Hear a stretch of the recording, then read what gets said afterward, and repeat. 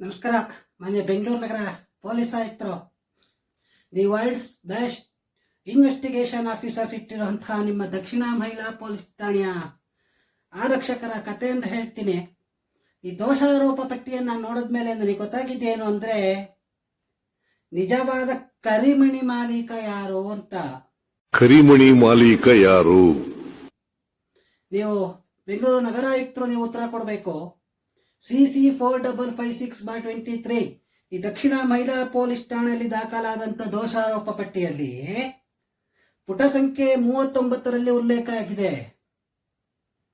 ಅಕ್ಕನ ಕಳಿಸಿದ್ರಂತೆ, ತಂಗಿಗೆ ವರದಕ್ಷಿಣೆ ಕಿರುಕುಳ ಕೊಟ್ರಂತೆ, ಆ ಸಮಯದಲ್ಲಿ ಹಣ ಇಲ್ಲ ಅಂತೇಳಿ ಸಾಕ್ಷ್ಯಾಧಾರರು ಅವ್ರ ಅಕ್ಕನ ಕಳಿಸಿದ್ರಂತೆ. ಇದನ್ನೆಲ್ಲ ನೋಡಿದ ದೂರು ಕೊಟ್ಟವ್ರು ಏನಿರ್ತಾರೆ, ಅವ್ರ ತಾಯಿ ತಲೆ ಕೆಟ್ಟು ನಮ್ಮ ಅಕ್ಕನ ನ್ಯಾಯ ಕೊಡಿಸಿ ಅಂದ್ಬಿಟ್ರಂತೆ. ಅದಕ್ಕೆ ಪೊಲೀಸ್ನವರು ಸಾಕ್ಷ್ಯಾಧಾರಗಳಿಂದ ಆರೋಪ ದೃಢಪಟ್ಟಿದೆ ಅಂತ ನ್ಯಾಯಾಲಯಕ್ಕೆ ಕಳಿಸ್ಬಿಟ್ರಂತೆ. ಉತ್ತರ ಕೊಡಿ ಕಮಿಷನರ್ ಸಾಹೇಬ್ರೇ, ಮಾನ್ಯ ಉಪಮುಖ್ಯಮಂತ್ರಿಗಳೇ, ಮಾನ್ಯ ಪ್ರಧಾನಿ ನರೇಂದ್ರ ಮೋದಿ ಅವರ ಹತ್ರ ಮಾತಾಡಿ ಸಿಬಿಐಗೆ ಏನಾದ್ರು ವಹಿಸಿ ತನಿಖೆ ಮಾಡಿಸ್ಕೊಡಿ ಸ್ವಾಮಿ.